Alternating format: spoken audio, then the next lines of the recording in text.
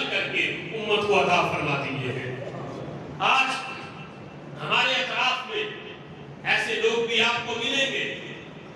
کہ ہم دیکھتے ہیں ہر روز، یعنی میڈیا پہ، سوشل میڈیا پہ بھی آئے دن ایسے بیان ہمیں سننے کو ملتے ہیں کہ 4 کتابیں پڑھ کے اور 4 حدیثیں یاد کر کے آج لوگ کہتے ہیں کہ ہم تو قرآن والے، ہم تو حدیث والے،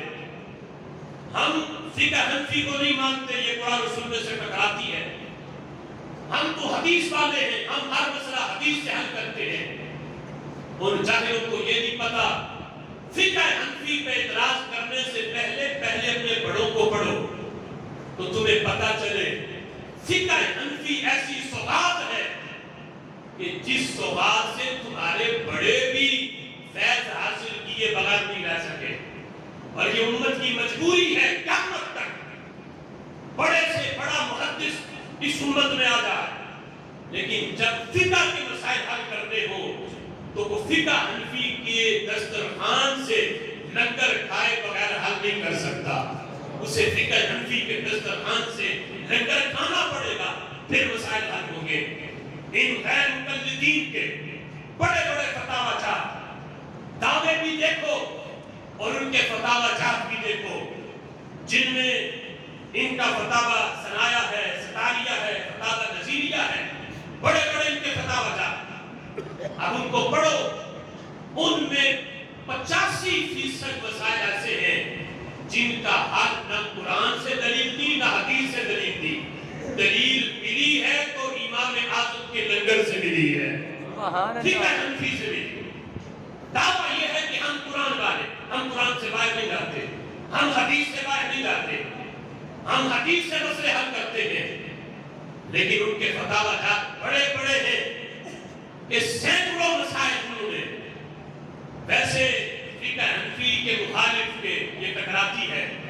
لیکن جب دلیل دے تو فتاوی شامی کا نام بھی آتا ہے، دور مختار کا بھی آتا ہے، فتاوی الگیری کا بھی آتا ہے، تتارخانیہ کا بھی آتا ہے، پھر بھول جاتے ہیں کہ یہ سارے فتاوی جات یہ امام اعظم ابو حنیفہ کی تیار کی ہوئی سوغات کا ہی لنگر ہے، اور ہم ان سے دلائل دے رہے ہیں۔ جب فتاوی ثنایا کے اندر یہ مسئلہ پوچھا گیا کہ دکانیں بنی ہوئی ہو تو دکانوں کی چھت کے اوپر مسجد بنانا جائز ہے یا ناجائز ہے، اب اس مسئلے کا جواب دو۔ آج بھی پوچھو غیر مقلدین سے جا کے، اور ساتھ یہ بھی کہنا کہ چونکہ تمہارا دعویٰ ہے کہ تم قرآن سے باہر نہیں جاتے، حدیث سے باہر نہیں جاتے، دلیل یا ہمیں قرآن کی آیت چاہیے یا حدیث رسول چاہیے، تو نہ قرآن کی کوئی آیت دکھا سکے گا اس مسئلے پہ، نہ حدیث رسول دکھا سکے گا، دلیل ملے گی تو فقہ حنفی سے ملے گی۔ اور یہاں بھی جب ان سے مسئلہ پوچھا گیا فتاوی ثنایا میں تو دلیل قرآن کی آیت نہیں دی، حدیث رسول نہیں دی،